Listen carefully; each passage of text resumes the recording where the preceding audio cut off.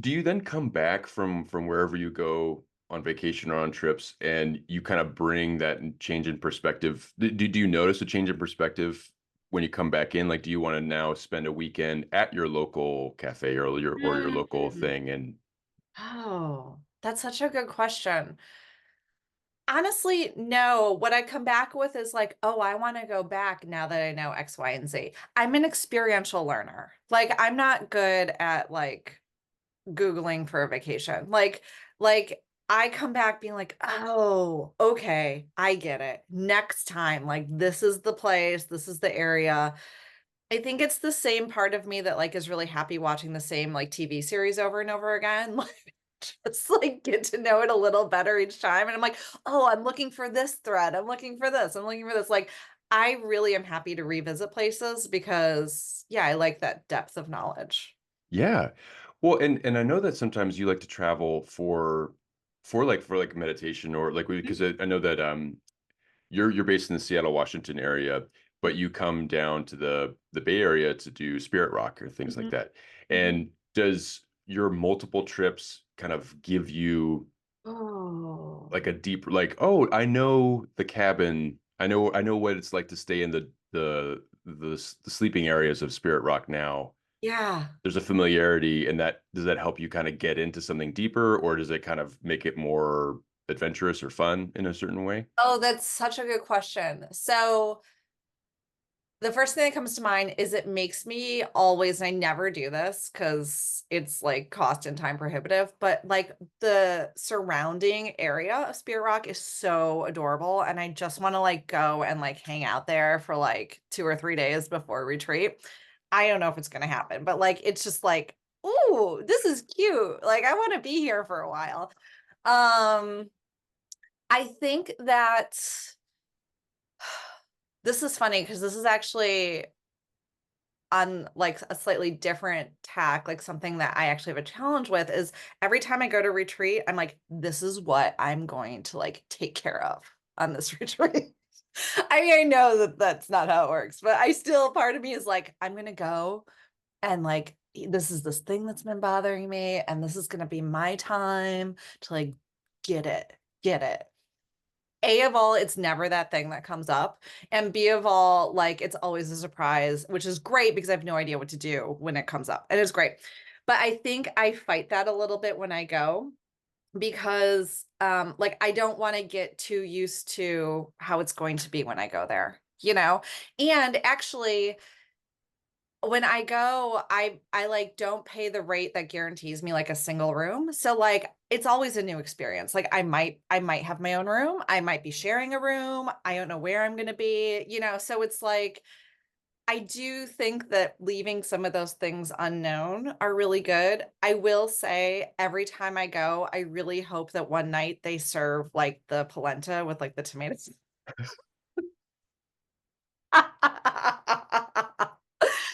And, like, there's always that moment, like, when it's there, I'm like Wow. Now this is a retreat. Now I can do Yeah, this. Yeah. totally. Is the food like that good? Is it like just So, this is really funny, Vincent. So, yes, it is, like, in a word, yes. On the food theme, so the first time I went to Spirit Rock, it was totally sort of just on a desperate whim, it was, like, after my wife had left, and I was like there's no words for what that look is, but like, so I, like, no idea what to do with myself. Um, and I like, one part of this part of my life was, like, I stopped being able to, like, feed myself. Like, I couldn't figure out how to eat, what to eat. Like, me preparing meals for us was a really big part of, like, what I did in our relationship, and it just, like, all went out the window, and I literally, like, lived on, like, wheels of brie cheese, which I call my emotional support cheese during these years, and, like or during these months, not years. Oh my god, no, during these months. And honestly, I wanted to go on retreat because I just started meditating, and I was like, "What better time to sit in silence than to" like, just like the lowest point of your life.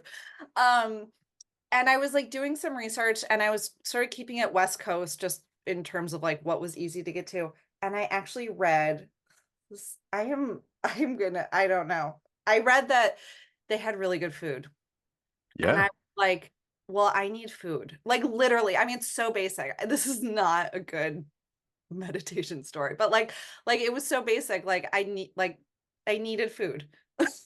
I needed Yeah. someone to feed me, and, I went, and, I remember, like, the first silent meal there. You get there and the first meal, at least in my experience, like, there's still you're still learning about, what your yogi chores are, and, like, you're still getting the lay of the land, and there is it's not silent until I think dinner is the first silent meal, um, and it was, like, so wholesome and, like, so vibrant, like, it's they buy from the farmers around the area, and, like, it was so close to the cooking that I used to make in my marriage, but it was being made for me, and, I cried every time, like, mealtime came. It's like, Wow. it became actually, like, a really significant part of that retreat. So, Wow. yeah.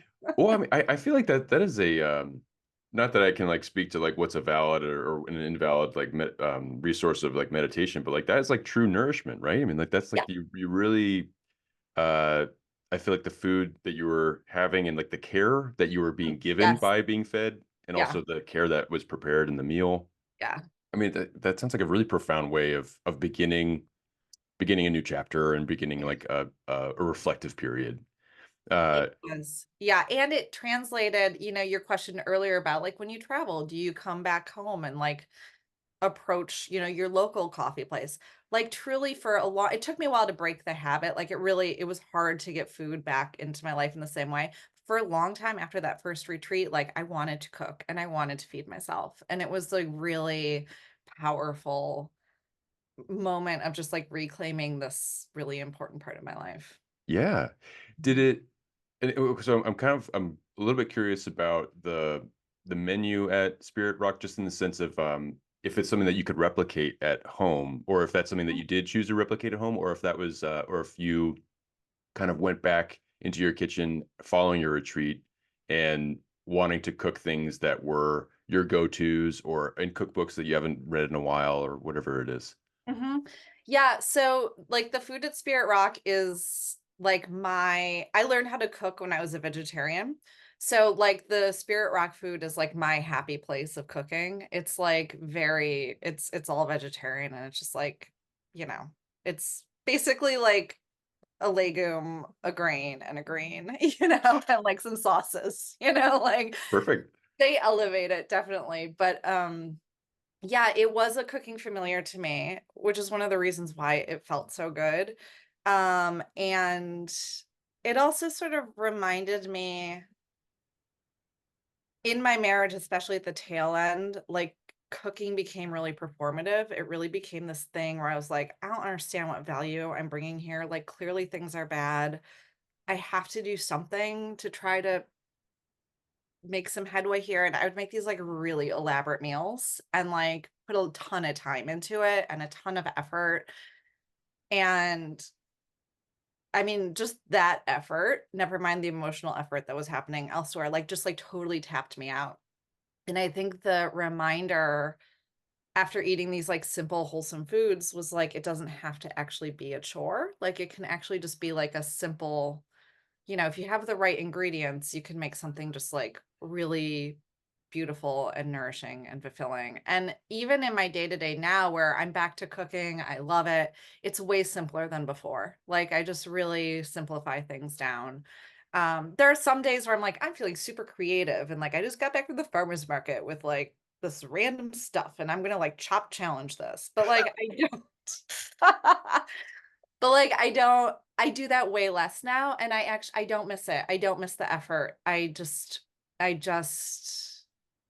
cook to nourish myself. I cook for delight, and also, like, I have a better sense of, like, how much energy it takes me actually to do something, you know, grand. Yeah. Wait, so you were mentioning yogi chores, like Mhm. so at Spirit Rock or maybe other retreat centers, Mhm. there's like a work practice kind of element, right? And was ever your yogi chore in the kitchen You or know, that is such a good question. I do not want to be in the kitchen uh, on retreat, which is, and I know it's going to happen one day because it's just what's going to happen. But like, because it's so loaded for me, I actually think it'd be really helpful. It would probably break some like things I have going on around that. But I will say that my second retreat at Spirit Rock, oh my God, this is so funny. So I when I was there, I had this like knee injury and they assign you your yogi chores and I was like I don't want to be that person but like there's a lot I can't do physically this trip. So like, a lot of like the cleaning stuff I couldn't like get down on my knees. I couldn't, like it's like I need something that's like really low impact on my body. And they were like, "Of course." And the next question out of the person's mouth was like, "Are you an early riser?" And I feel like I told you and Priya this story already, so we'll just pretend it's brand new to you. I'm game. I'm game. Okay, good. Um, so so the person asked me like, "Are you an early riser?" And I was like, "I am not." And they're like, "Oh, okay." And I was like, "But wait, like what is it? Like what is this very early like non-labor intensive chore that I can do?" And she was like, "Well, it's to be the coffee yogi. Like you make the first coffee at like 5 a.m." And I had a moment and it was that thing where it's like, I don't want to be in the kitchen. I don't want to wake up at 5 a.m. I'm the worst. They're not gonna let me come back. Like I am so oh my God. Um, and but then another part of me was like, do it. Like just do it. Just do it. It's like 6 days, and all you're doing is sitting around and meditating and sleeping. Like you can get up at 5 a.m. and like make the coffee, right? So so I was like, "Yeah, I'll do it." And she's like, "Are you sure I want to like force it?" I'm like, "Nope, no, I will absolutely do it." And it was like being the coffee yogi again, like weirdly, you go there thinking the practice is going to be like sitting there or walking or whatever, but like the coffee yogi was sort of the most transformative part of it in a way. Um, so the first morning, you know, I woke up and I didn't want to be late because I know that people rely on that like morning coffee, and I was like, I don't want to mess up. I don't want to be late. I got to do that. And I woke up like half an hour before my alarm and I was like, yes, I'm going to do this. It's going to be great. And then there was also part of me that was like, this is the worst. Why am I But I walked outside and it was like still dark enough that there were stars in the sky Oh, and it was like quiet and beautiful. And I was like, okay, there's something to this, whatever. And I took like the long walk down the hill to the dining hall and there were people waiting already for the coffee and it was like before time and I was like, oh, this is like important. Um and I walked in and I made the coffee and it's like really like there's specific steps and there's like two of those big percolator things and like everything is like labeled in a very pleasing and modular fashion and I really liked it and like it lends itself to like ritualistically like doing this task. And it felt really good and satisfying. And I did it and the people who were in there, they left when I came in. I don't know why, but they left. And so, like, after it brewed, like, I was in there and I'm actually not a morning coffee drinker, but I like poured myself some of like the first like thing of coffee. And I was like, this is the best thing I've ever had in my life. you know, wow. so the next day, your brain, right? You just start making up all these things, right? The next day, I'm like, I got to get there. I got to get there early. I'm just telling you all the most unattractive things about me. I'm like, I want that first sip of coffee. Like, okay, it's true. I did. I was like, no, I want the first sip of coffee. Da da da. Gotta do this, gotta do this, gotta do this. Wake up, I go down there, people are waiting, and, whatever, like, I make the coffee, it percolates. I don't get the first sip of coffee. I realized that was stupid. It was, like, so much better that, like, than other people who actually like coffee, the first sip of coffee. And then, like, 3rd day, I go down there and, like, somebody is starting to make the coffee, and it's not their job. And I'm like, "You can't talk." And I'm like, "This will not stand," you know? But then I'm like, "Yo, chill out." Like, this person might not know that, like, there's a million reasons this person might be making coffee. And, I just did the thing, and then, I pointed to myself and, like, I pointed to, like, the instructions, and I was just like, and they were like, "Oh, I feel like," they probably felt awful, they were like, "I thought that, like, just the first person here makes the coffee." Whatever. So that was, like, a whole little learning thing of, like, chill the fuck out if someone's making the coffee. Like, it's fine, it's not your job, And, like, just every morning I would go and there would be, like, a new little thing that would happen that I would come to it with, like, a notion of how it was gonna be, and then it just, like, wasn't. And it was, like, this great thing, and then at the end of the retreat, like, so many people came up to me and they were like, "Thank you for being coffee yogi," which Oh, I did not expect at all, and I was like they were like, "Thank you for the care," and, like, da-da, and I was like, "Oh my god." I don't know, it was like coffee yogi sort of changed my life a yeah. bit. No, and there are so many occasions for I'm really grateful to hear. I'm glad to hear that there were all of those occasions that you were, uh, you were doing your approaching your chore, that you got something out of it, like that you were open enough to like know that, oh wait, this person just took my job. Like that's not like you didn't walk up to the office was like, hey, like mime the whole like scenario, uh, and that you allowed something spontaneous to happen and Mhm, not get totally thrown or allow yourself to be thrown and mhm, then move through it.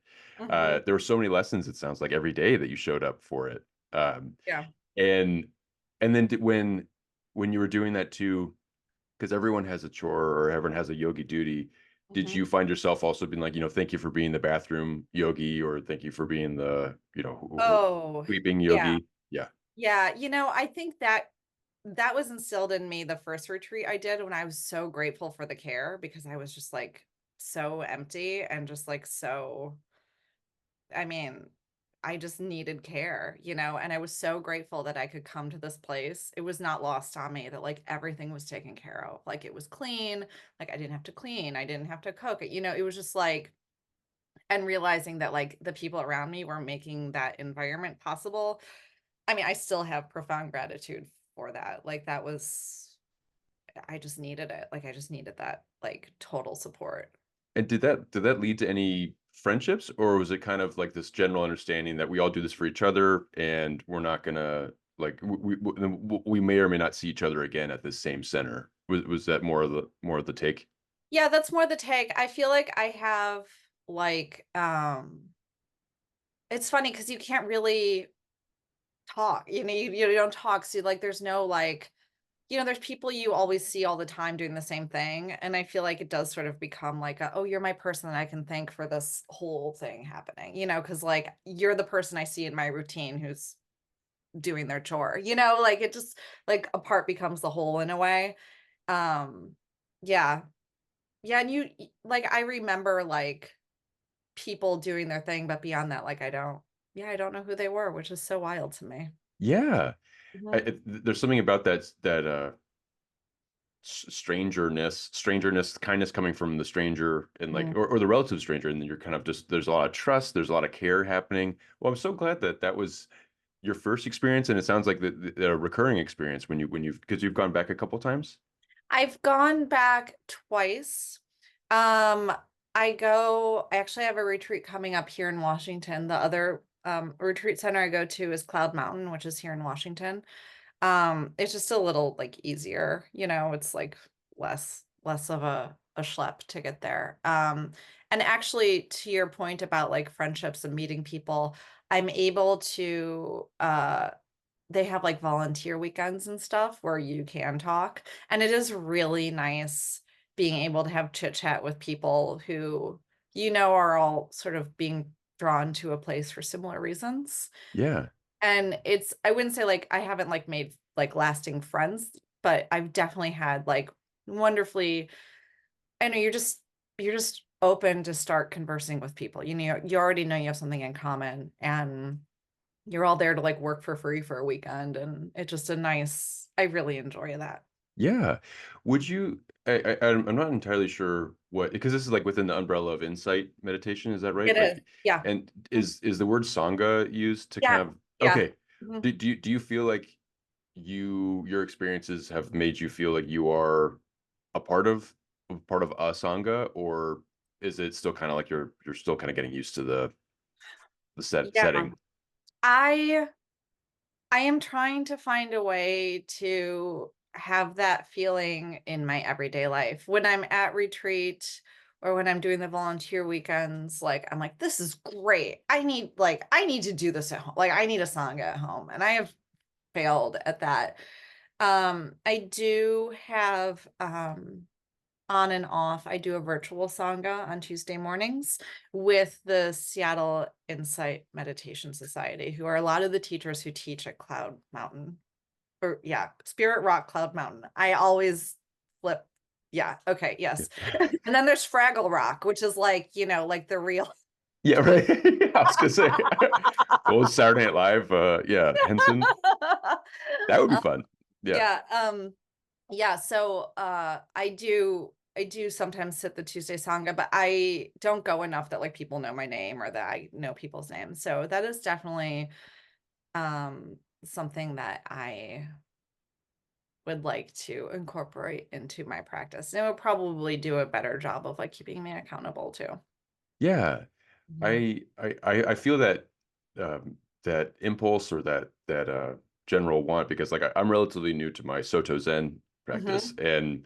and developing a sangha, or at least feeling like you're a part of it, it's been an interesting component of that. And this is something that we talked about a little bit ago, but I remember, we were both kind of talking about our relationship to Buddhism itself, and having this feeling of like no labels, like we're kind of treading this path in a new way.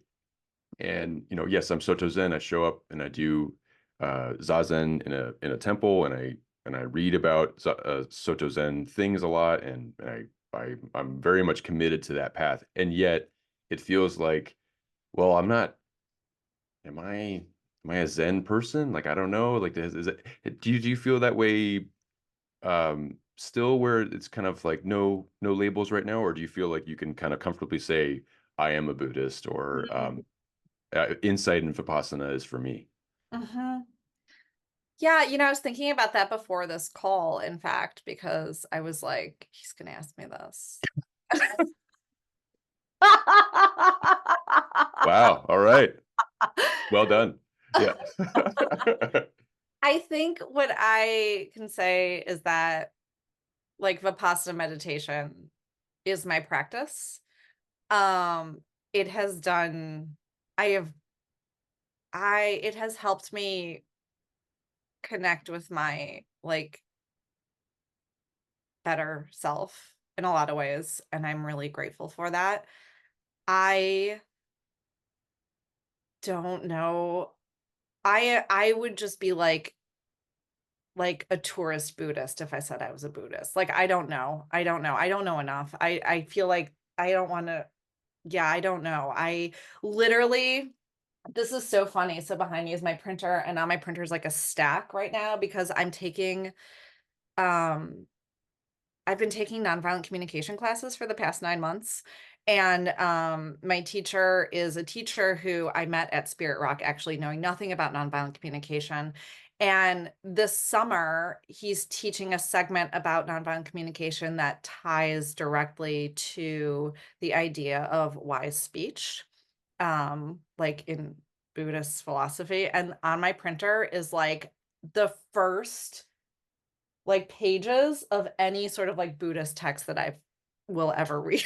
Like I haven't even done it yet, but like it's my homework and I printed it out and it's on there. So like I don't like I practice Vipassana meditation and it's Yeah. awesome. And I want to know more about the traditions that like brought it here because it does feel really profound to me. Yeah. Well, Mhm. I'm so glad that you are you're engaging with that practice because it's nourishing you or it's giving you so much and it's affecting you and it's also helping you affect others. I mean, when you do your yogi chore of coffee or when you're just like when you're a part of your sangha, virtual or not, it sounds like you're there for other people and support and the nonviolent communication class that you're in, if you don't mind going into it, because Mm, it's a that is a phrase that I've seen, but I don't know a whole lot about it. It's mhm. relatively brand new to me. So, Mhm. what is the basis of that class? Oh my gosh, I am so happy to talk about nonviolent communication. You will be maybe one of 5 people I try to talk to about today. So I think it's like only the most important thing I've ever done in my life. I'm gonna also slaughter what it is, so I'm just gonna do my best off the cuff. So nonviolent communication is a form of communication developed by Marshall Rosenberg, who was a psychologist that came out of the humanistic psychology movement in, I want to say maybe the 80s, but someone's going to tell me that's wrong. But basically, it's a form of communication based on leading with curiosity and care. And the goal of the act of communicating is to understand the shared needs that everyone at the table has.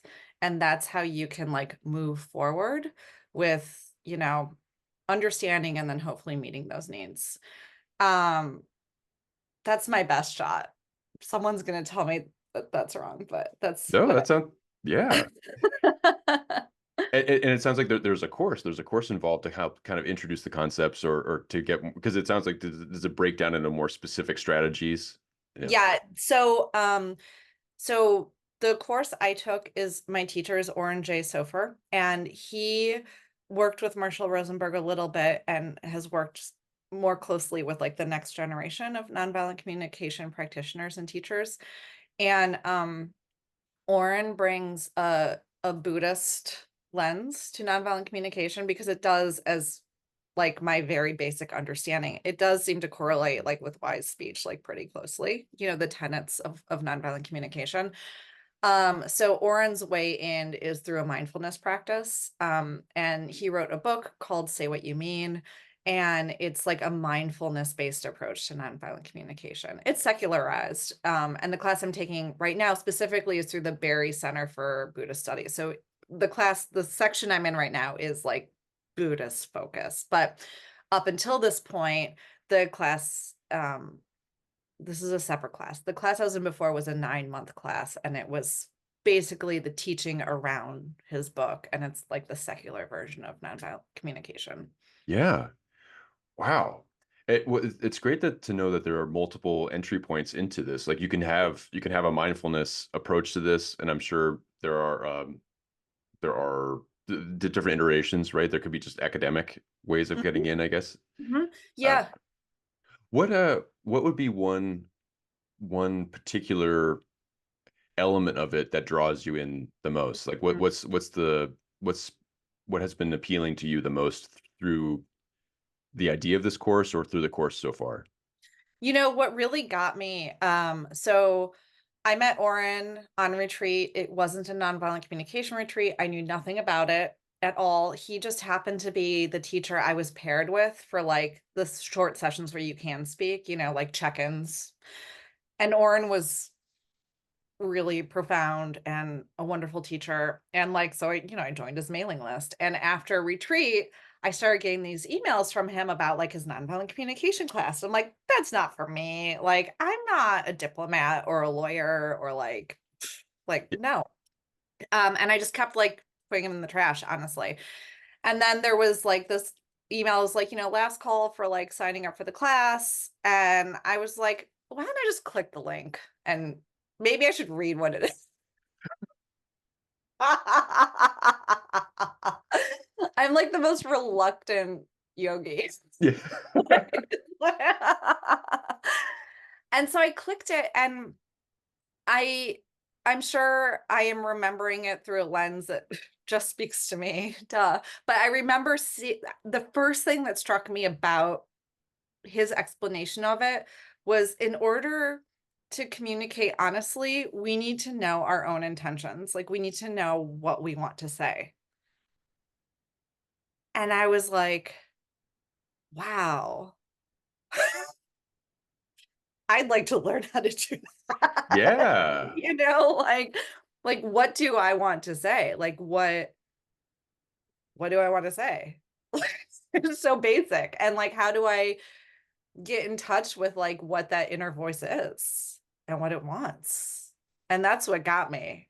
And we spend a lot of the class, and it aligns with mindfulness like immediately, in that we do a lot of practices to silence ourselves, silence this, and tap into like, what is going on in here. And I find that I I feel it every day, how it's different listening to that, like what I really am feeling and what I really want to say. And yeah, it's been really powerful. Yeah. Because I mean, it sounds like without any without any knowledge right now from my standpoint of a rubric or particular strategies for kind of getting into that quiet, when you are emerging from a quiet to say something, and you're really take, if you take 5 breaths before you say something, uh, what you say is probably not going to be like, I can't believe JJ Redick is going to be the coach of the Lakers now, and like who knows what's going on with this, or like or Yeah. the quick little thought that uh pops in your brain that could very well be negative and you didn't even realize that it would be negative, or it'd be hurtful, or way off topic or whatever it is. And but taking those breaths and silencing yourself, you're going to say things more often than not that has meaning, Mhm, or will come off the way that you more or less meant for it to come out. mhm, What a great resource. Uh, mhm. and do you notice that when Warren speaks that there is this quiet that is allowed first before a thought comes out? Yeah.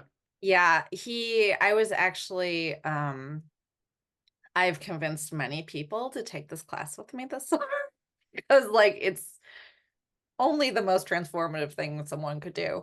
And I was talking to a friend of mine last night, who had just watched the first class recording, and she was like, it's just so cool to watch as he speaks. Like, he's doing that thing where he pauses in between ideas, and he like, gathers himself. I mean, he does it, he's very skillful. It's not like you're waiting for him to say something, but you can tell that in between new ideas, or as if someone asks a question, he does that pause and just sort of, aligns. And it's it's like something I aspire to. And uh I have gotten more skillful at it in situations where I know I need it.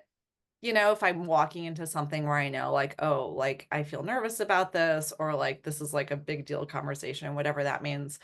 But in like my day-to-day life, like it kind of still sort of goes out the window, and I remember it like 4 sentences later, but like I am beginning to be able to cultivate it, or at least have the awareness of like, oh, you know what would have been really cool there if I paused, you know? Yeah. Yeah. Instead of just kind of blowing through that thought, or just like letting it just immediately come out. I remember hearing this, and this is something that I forget constantly, but I remember hearing this wisdom, or this adage where uh only speak if it is of more benefit than the silence, or something like that. There's like something, I didn't say it quite right, but it's something along those lines of the silence is uh, the more profound thing. Mm, is almost like a greater communicator of something, mm, and then only say things that would be kind of mm, adding to that meaning. mm, And what would you say, right? I mean, like, so there's a part of me that thinks like, well, that's an awful lot of pressure because like if someone's standing on my foot, it's like, well, how do I more meaningfully say like to stop standing on my foot? But at the same time, society has to move and has to garbage has to get picked up and all those sorts of things too. So, mhm, um, yeah, incorporating silence is a very uh, beautiful thing to do into your general speech pattern. mm, And it feels like you have had a lot of experiences recently that have given a lot of meaning to the minutia, like quote unquote minutia of your life, like where it's being a coffee yogi mm, and your experiences with food have brought you into the kitchen in a new way. mhm, And that's an everyday task. And then even just the way that you speak, I mean, that's a huge one to mhm, now have a greater awareness of. mhm. Uh, have you when have you started this kind of path, so to speak? Like when was your first retreat, and do you see yourself as a different person, as a developed person, or just as the same person that you've been, and and for better and for worse, just in a more positive space? Hmm. I see myself as more me, right? I think I've always been here, but for various reasons, you know, had to felt like I had to be somebody else or, didn't have the skill set to understand that A, my emotions matter. B, they're trying to tell me something. C, it's okay not to know. Like I like I think I think I'm in a place now where I am just coming closer to who I am, which is nice. And it feels good. It started um my curiosity around meditation started when I was still married. My ex was starting to meditate sort of like at the tail end of our marriage. And I saw that it brought her what seemed like some like calm and peace, which especially at that time in our lives seemed especially valuable. And I was really curious about what's this really powerful thing that can bring this calm to someone living through a really turbulent time. And I really yearned for that. Um, and uh conversations at that time like didn't go anywhere around that because, there were other there's a lot going on. But after she left and we separated, part of me was just like, you have to like you have to find that. Like you have to do that thing, whatever that is. It seriously, it was like so nebulous. It was so weird. And I do attribute a lot of my decisions at this time to like a super deep intuition that just sort of like took advantage of the fact that like every barrier I had put up for like how old was I? 44 years, like got shattered. And it was sort of like a moment of silence inside, right? Like I didn't know what to do. Like I had nothing, right? But like something deep inside me was like, this thing that she was doing, do that. Like go figure that out. Yeah, So I took I don't know how I found it even. I think I was Googling like Seattle meditation groups and I found a mindful self-compassion class, an online mindful self-compassion class. And I took that. I signed up for that. And that was my first instance of like structured formal meditation and like learning about it. And that class only changed my life and was like amazing and powerful and just really gave me the framework to like care so deeply for this being of me that has just been like devastated and like it gave me the tools to like take care of myself during that time and it was amazing And that's when I was like, that was probably August, September. And my first retreat at Spirit Rock was in January because I was like, I still need structure. I don't know what I'm doing. I was like, oh, I'll just go on a retreat, which was an intense call, but like I did it. And that's how it all started. And it was like sort of that 1-2 punch of that like mindful self-compassion class and then going to Spirit Rock just a couple months afterwards that sort of like set me on the path of like curiosity about this. I also around the same time, well, exactly the same time, this is a tangent, but it comes back. I guess I meditated a little bit many years ago. I got hypnotized because I was afraid of flying and which I'm not anymore, and it's now one of my favorite things in the world to do. And my hypnotherapist, who is amazing, part of working with him is you agree to meditate twice a day, and he gives you a mantra, and you just like say it twice a day for 20 minutes. And I called him right after my ex, again, this deep intuition was like, call Mark, call Mark. So, like, literally the day after my ex walked out, I called my hypnotherapist. I was like, I don't know what I need, but like, my life just fell apart and I need help. And he was like, great. And he's like, but I want to remind you like the parameters of our work together is, you agree to do the meditation twice a day. So like it was there too. And so, yeah, there were a few things sort of pointing me at it. Yeah. I really am very grateful that you have this connection to like this profound sense of intuition and you listen to it. Like that's a pretty awesome thing where it just kind of bubbles up to the surface and you're like, you got to do this. And you're like, who are where are you? Right? Right? Like I just like, Vincent, like I still am so amazed at that moment. It like I when I try to explain it, I explain it like my vision of who that intuition is like an old-timey like switchboard operator. And I call her like Rolodex lady because I feel like she was like going through her Rolodex of like resources she knew I had, but I didn't know I had. And she was just like going through the Rolodex and being like, okay, connecting this to this, call this person, do that, like it was just like it was so surreal. It really just felt like some other thing being like, do this, do this. It was wild. Wow. Mhm. Wow. And then you following those voices or that voice has helped you heal, it sounds like, and has helped you kind of engage in the world in a different way.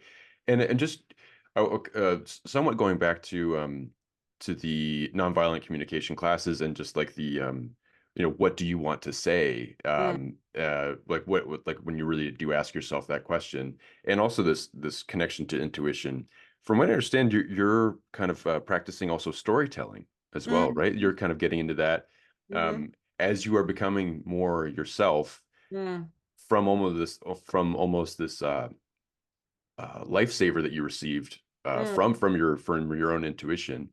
mhm, Uh, how has practicing storytelling mm, and that craft, how has that kind of helped shaped mm, you, or how has mindfulness fed it or not, or however you want to yeah. go about it? Mhm. Yeah, no, I love that. I don't think I ever would have made that connection, so thanks.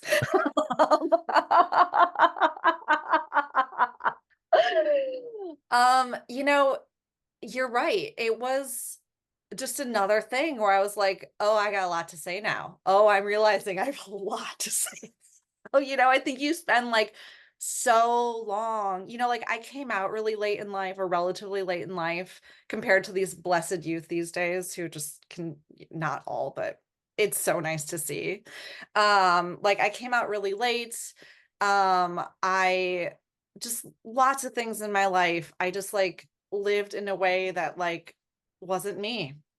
And you just like push, push, push, push, push, push, push. And then it breaks and you realize there's a lot in here. And yeah, I started taking my um live storytelling class right after I got back from retreat and I'd signed up for it before I went on retreat. So yeah, it was all the same. It all came from the same place of like you have to start talking about this stuff. Like you have like it like all it was like this like wild storm of like you have to do all this. Like, but yeah, the timing was exactly all the same time. And I I just I've taken a few writing classes since then, and everyone's always like, "Well, why are you taking the first day? Like, why are you taking this class?" And my answer is always like, "I have a lot to say now. Like, I have a lot to say." Yeah. Wow. Yeah. Wow. Because before you kind of felt like, oh, I had to fit into this shape or I had to suppress this because, well, just, be a team player, just Mhm. like keep moving this through. And now you're really plumbing the depths of yourself and you're allowing quiet, which makes you oddly, need to, to have an outlet. Yeah. Yeah. Yeah. What is there or what type of storytelling? So it sounds like it's writing, but is it also like speaking? Yeah, it's like moth stuff, Yeah. it's like that Yeah. sort of thing. Yeah. Are you Yeah. do you enter into competitions for that sort of? I mean, I throw my name in the ring, in the hat, and I've performed a few times. I really like it. Um, it's just like I need accountability for sitting my meditation. I need some more accountability for like staying on the schedule of I was doing really well for a couple months of like going to the moth every month and having my story, but well out the window. But I'm also doing I have this like dream of having like a one woman show or writing a memoir of some sort. So I've been sort of playing with that. Yeah. Wow. Well, how inspiring. I mean, that's well, because like those are two different approaches to storytelling, right? There's a pretty vast amount that you can get to within a memoir and a lot of detail and a lot of different techniques and things like that. And then performing a live stage show, even on a smaller time frame, like the Moth, you only get like what, 5 minutes Yeah, or yeah. 5 minutes, Mhm. and then for a one person show, you could probably do really kind of however much you want. Is there something that live performance feeds you in a way that Mhm. memoir writing doesn't, and then vice versa? Yeah, that's a really good question. So I uh for a really long time was a costume designer. So I was like a super behind the scenes person and I never thought that I would ever get on stage like in my life. And I was always just happy with like letting my clothes do the talking. Again, like another story I told myself, I mean it's just like it's so funny. Like it's just so funny. And it was fulfilling and I did really love that. And then like a cup like I don't know, maybe 6 or 7 years ago, I ran into a college friend who had this, like, fancy creative job. I was like, "Oh, I'd like a fancy creative job. How does he do it?" And he was like, "Oh, well, at my fancy creative job, they make us all take improv." I'm like, "I'll take improv so I can get this fancy creative job." "Not at all. I'll take improv because this sounds fun and I'd like to try." Like, "No, no, no, no. I'm doing this for, like, skill Yeah. building. I'm skill building." And I took it and, like, I loved it, and it was just, like, really fun, and it was really fun it's, like, instant feedback if, like, what you're doing works, right? Like, it's like a really fast iterative process, and that was really fun for me. Um, and I sort of, I think, caught the bug of, like, performing in that moment, doing that, and it was stupendous, and I never in a million years would ever think that I would have, like, performed or that people would pay money to see me perform, like, oh, who would have thunk? And then, that went by the wayside because, life happens and you don't think you're that person, and then, things blow up and you suddenly realize, "Oh, I liked that. I liked being on stage. I liked response. I liked hearing if things were laughing or were landing through laughter. Like I liked having a room full of people experiencing something together. Like you realize, oh, I like that. I'd like to Yeah. do more of that. So it is that real time connection that I think you have in live performance that you don't have with, sitting with a book. But writing, and I also find like as a writer, because that is what I do now, like it's a different set of skills, like writing, and I know you know this. Like writing for the stage versus like writing for the page is very different. And just intellectually, like it's fun to sort of see what happens in both. Yeah. Hmm. Wow. I I I really I'm very happy that you've had experiences both in the wings to kind of like get a feel for the nature of what a live performance show requires and what's behind it, but then Hmm. also too like you've gotten a chance to be on stage and be spontaneous or and have uh it, that rush Oh, of yeah. being out and having people on board with you while you're Hmm. kind of making something. Hmm. That's yeah, that's amazing. What so it, is this something that is a dream that you haven't had necessarily any time to plot out in a more uh, detailed way, or is this something that you have kind of a rough outline of what you'd want to talk about for your one person show? I mean, I have reams of notebooks. I don't have a theme other than, I'm a 46-year-old menopausal lady whose wife left her. Yeah, Who doesn't want to hear that story? That is I so sexy. I'm down. I'm very much down. But Um, I have themes. The memoir is definitely food oriented. mm, But you know, yeah. Yeah, I have like nuggets. I have nuggets floating around. yeah. I talk a big game, but also it's like terrifying to think about how any of these things would come together, to be honest. Yeah. What Mhm. do you find that when you go into your quiet or you go into your silence that a certain kind of creative energy comes Mm, over, or does that creative energy feel like it's fed elsewhere in your life, and then it all kind of coalesces elsewhere? this is such a boring answer. My creative energy is fed by routine and getting through the muck hardness of just like an empty page. Like I find that if I literally can just start and just do the routine of every day, just sitting down and writing, that's what gets the juices flowing.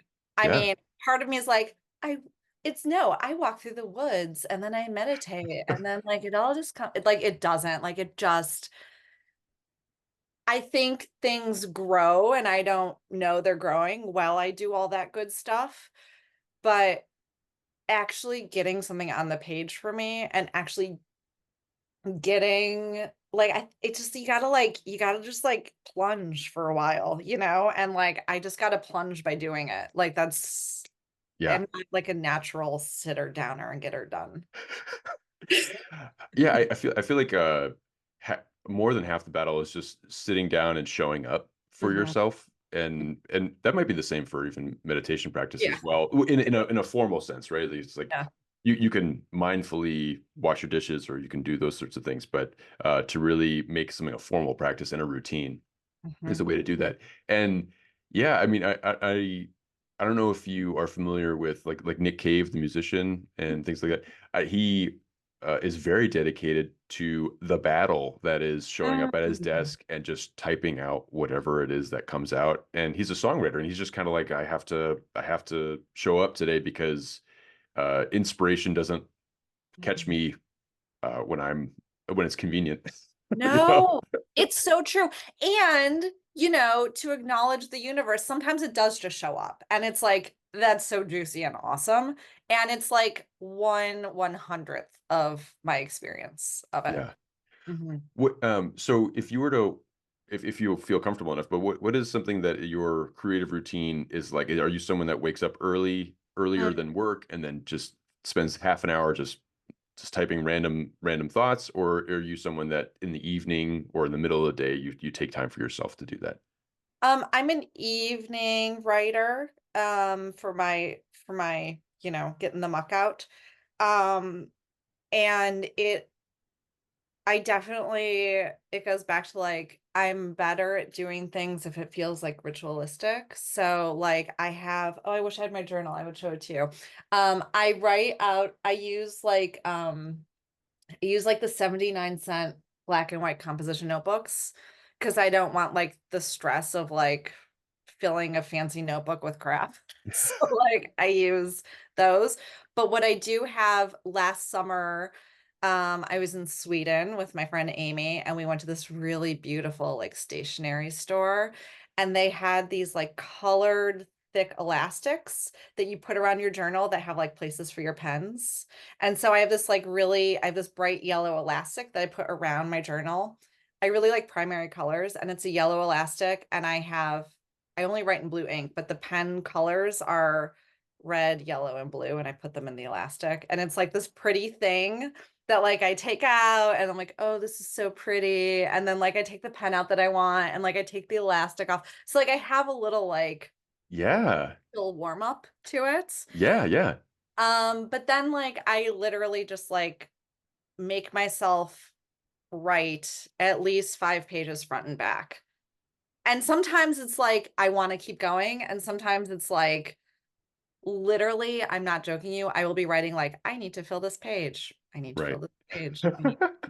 And then but something happens, right? Like it always turns into something. You just need to be okay being dumb for those like, 10 lines, it's just plunging. Yeah.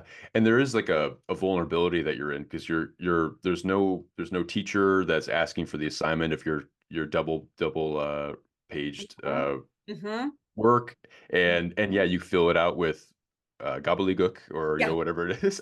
yeah, And it's totally. like, and how do you like where our attention spans can be otherwise used for doom scrolling or Mhm, mhm, consuming whatever it is. There's so much dazzling stuff out there. mhm. um you're taking that half hour or whatever time it is to write nothing. Right? Yeah. And like, how do I Instagram that? Right. Like, nobody wants to see Can that. someone pat me on the back for this? I really appreciate Totally. that. Someone did that. Totally. Totally. How can it mean anything if it's not getting liked or shared? I Yeah. don't know. How do we find meaning in it? I don't know. Yes. Gosh. Well, this has been such a wonderful conversation. And before we head out, I just wanted to ask like one more thing Mhm. where is there something that you would want to promote, whether it's your own work or your own interests, or if there's like a foundation or a cause or someone else's work Mm. that you'd want other people to know about? Oh man, to I wish I predicted this question. Um I do feel really strongly about the communication work I'm doing, and I would encourage people to do a little Googling around nonviolent communication and perhaps pick up Say What You Mean by my teacher, Oren J. Sofer. And I just feel like in this moment of divisiveness, um, understanding that at the root of it, our needs are pretty similar. Um, I don't know. I think communication can help us see each other's humanity in a way that perhaps can strengthen us as we face the challenges that are coming our way. Yeah. I think that silence that's encouraged and allowing for the meaningful things to come up, because I think a lot of it is hurt. It just feels like we're all very hurt. Yeah. And so us all being honest with that, I think would be really helpful. I can't speak for the entire world or country, but I think it might be something there. Yeah. Um, well, Debbie, thank you so much. This was such a blast. I really do appreciate you taking time I to hope talk. it was like meaningful for somebody. Like I I think don't it will. It was for me. It was for me. Okay, That's for good. sure. Uh, but I look forward to talking to you again at some point soon, and I really do. I'm so excited for you. There's so many wonderful things in store with you creatively. So thank you very much for This coming was so on. much fun. Thank Okay, you, Vincent. of course, thank you. Bye. Mm, bye.